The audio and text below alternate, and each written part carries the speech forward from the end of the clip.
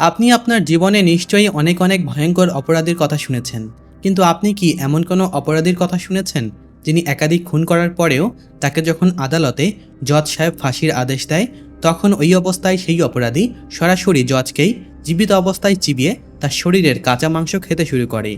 হ্যাঁ, ঠিকই শুনেছেন। এছাড়াও আজ আমি আপনাদের এমন কিছু ভয়ঙ্কর মংসাশী কুখ্যাত অপরাধীর কথা জানাবো যারা বনে জঙ্গলে হিংস্র জন্তু জানোয়ারদের চেয়েও জঘন্য। আর এদের নৃশংস কর্মকাণ্ড সম্পর্কে জানলে আপনার গায়ের লোম দাঁড়িয়ে যাবে। এছাড়াও এই অপরাধীদের মধ্যে এমন কিছু ভয়ঙ্কর ভয়ঙ্কর অপরাধী রয়েছে যাদের ভয়ঙ্কর সব কর্মকাণ্ড দেখে মিলিটারি কমান্ডো পর্যন্ত থরথর করে কাঁপতে থাকে। আর এই অপরাধীদের কর্মকাণ্ড শুধু নৃশংস নয়, বরং পৃথিবীর ভয়ঙ্করত সব সীমা অতিক্রম করেছে। আজকের ভিডিওটি হতে চলেছে খুবই ভয়ঙ্কর এবং রহস্যময়, তাই ভিডিওটি না টেনে শেষ পর্যন্ত দেখতে থাকুন। চলুন তাহলে শুরু করা যাক। কাইসা ভিওবিস। আপনি যে লোকটিকে এখন দেখছেন তার নাম কাইসা ভিওবিস, কিন্তু সে কোনো সাধারণ অপরাধী নয়, বরং তিনি নিজেকে শয়তানের পূজারী বা ভ্যাম্পায়ার হিসাবেই পরিচিতি করেছিলেন। ভিওপিস শয়তানকে খুশি করতে মানুষ হত্যা করত, তার মাথায় অদ্ভুত শিংয়ের মতো গঠন তৈরি করে এবং শয়তানের রূপ ধারণ করতে কানের মধ্যেও সার্জারি করিয়েছিল। শুধু তাই নয়, তার মুখের শয়তানের প্রতীক হিসাবে 6 ডিজিটের বিশেষ নকশা করিয়েছিল। এক কথায় সে দেখতে পুরোপুরি শয়তানের মতো হয়ে উঠেছিল। কায়াসের অপরাধও ছিল ততটা ভয়ঙ্কর। সে 3 জন মানুষকে নির্মমভাবে হত্যা করে এবং তাদের রক্ত পান করেছিল, যা তাকে এক রক্তপিপাসু দানব হিসাবেই পরিচিতি দেয়। যখন তাকে গ্রেফতার করা হয় এবং আদালতে হাজির করা হয়, তখন তার আচরণ ছিল এমন যেন সে কোনো অপরাধ করেনি। কোর্টরুমে ঢুকেই সে সাধারণ মানুষের মতোই হাসি মুখে সবার সাথে কথা বলেছিল, যেন তার কিছুতেই কোনো উদ্গ্রেপ নেই। তাই এই স্বাভাবিক আচরণে বিচারক এবং উপস্থিত সকলকেই হতবাক করে দিয়েছিল। তবে বিচারক তাকে 5 বার ফাঁসির সাজা দেন, এমন এক সাজা যা ইতিহাসে বিরল।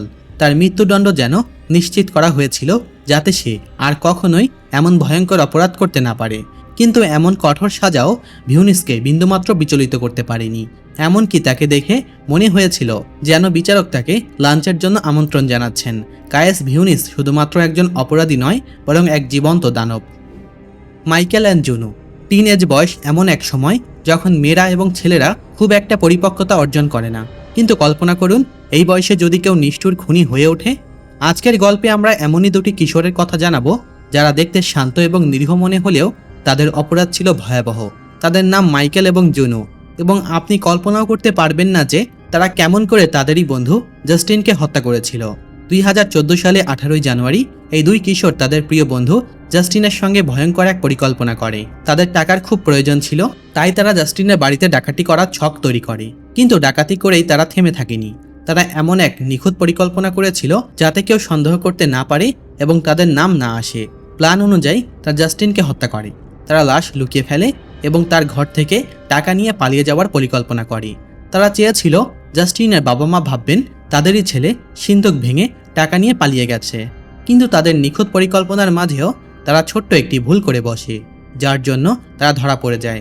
আদালতে হাজির করার পর তারা নিজেদের অপরাধ স্বীকার করে। বিচারক তখন তাদের ফাঁসির সাজা দেয়। কিন্তু সবচেয়ে ভয়ঙ্কর ব্যাপার ছিল এই 2 কিশোরের মাঝে কোনো অনুশোচনা, লজ্জা বা ভয়ের কোনো লক্ষ্যই দেখা যায়নি। তারা যেন তাদের নিষ্ঠুর কাজের কোনো গুরুত্বই বুঝতে পারেনি, এবং নিষ্ঠুরতা এবং হিংস্রতা এই 2 কিশোরকে তাদের শৈশবের নিষ্পাপতা থেকে বহু দূরে নিয়ে গিয়েছিল, এবং তাদের পরিণতি ছিল কঠিন শাস্তি। ডেভিড চালু। ডেভিড চালু এমন এক অপরাধী যার নাম মার্কিন অপরাধের ইতিহাসে এক গভীর ছাপ ফেলেছে। তিনি এবং তার সহযোগী কায়াস ভিউনিস এবং অ্যাডাম লিও 2011 সালে মাসাচুসেটসের বার্কশায়ার কান্ট্রিতে 3 ব্যক্তিকে নির্মমভাবে হত্যা করার দায়ের দোষী সাব্যস্ত হন। এই হত্যাগুলি স্থানীয় গ্যাং কার্যকলাপ এবং সাক্ষীকে দমন করার প্রচেষ্টায় সঙ্গে জড়িয়ে ছিল, যা পুরো এলাকাকে স্তম্ভিত করে দেয়।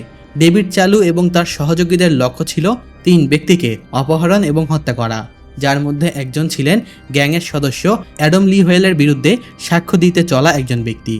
অপরাধীরা এই সাক্ষীকে হত্যা করতে চেয়েছিল যাতে তার সাক্ষ্য কোনোভাবেই আদালতে উপস্থাপন না করা যায়। তবে তারা কেবল ওই সাক্ষীকেই নয়, তার সঙ্গে থাকা আরও 2 জনকেও নির্মমভাবে হত্যা করে, যাতে কোনো প্রকার সন্দেহ বা সাক্ষ্যরেখা না থাকে। চালু এবং তার সঙ্গীরা তাদের শিকারদের অপহরণ করে এবং নির্মমভাবে নির্যাতন করে হত্যা করে। তাদের লাশগুলিকে কেটে টুকরো টুকরো করে মাটির নিচে চাপা দিয়ে দেয়। এই হত্যাকাণ্ডগুলোর পদ্ধতি এতটাই নিষ্ঠুর ছিল যে এটি স্থানীয় আইনের প্রয়োগকারী সংস্থাগুলোর মধ্যে আতঙ্ক তৈরি করে।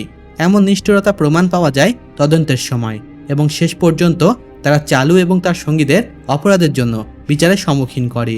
2014 সালে ডেভিড চালুকে 3টি ফার্স্ট ডিগ্রি মার্ডারের জন্য দোষী সাব্যস্ত করা হয়। তাকে এবং তার সহযোগীদের যাবজ্জীবন কারাদণ্ড দেওয়া হয়, যা প্যারোল ছাড়া ছিল। বিচারকরা এই মামলাটি আমেরিকার অপরাধ ইতিহাসে অন্যতম বর্বর হিসাবে গণ্য করেন। ডেভিড চালু ছিলেন একজন তীব্র অপরাধী মানসিকতার অধিকারী। তার কর্মকাণ্ড থেকে বোঝা যায় যে তিনি কেবল অপরাধ জগতে একটি বড় নাম করতে চেয়েছিলেন, এবং তার অপরাধ ছিল পূর্ব পরিকল্পিত ও অত্যন্ত হিংস্র। আদালতে তার আচরণও এমন ছিল যে তিনি তার অপরাধের কোনো অনুশোচনা বা লজ্জা অনুভব করছেন না। এমনকি তার সঙ্গী কাইস ভিউনেসের মতো, যিনি নিজেকে শয়তানের পূজারী হিসাবেই পরিচিতি করিয়েছিলেন, চালু ছিল একইভাবে নির্মম এবং অনুভূতিহীন। এই হত্যাকাণ্ডের পর সমাজে ব্যাপক আতঙ্ক এবং ক্ষোভ দেখা দেয়। স্থানীয়রা অবাক হয়ে যায় এমন ভয়াবহ অপরাধের পরিমাণ দেখে। ডেভিড চালু এবং তার সঙ্গীদের নিষ্ঠুরতা সাধারণ মানুষের মধ্যে এবং গ্যাং কার্যকলাপের ভয়কে আরও বাড়িয়ে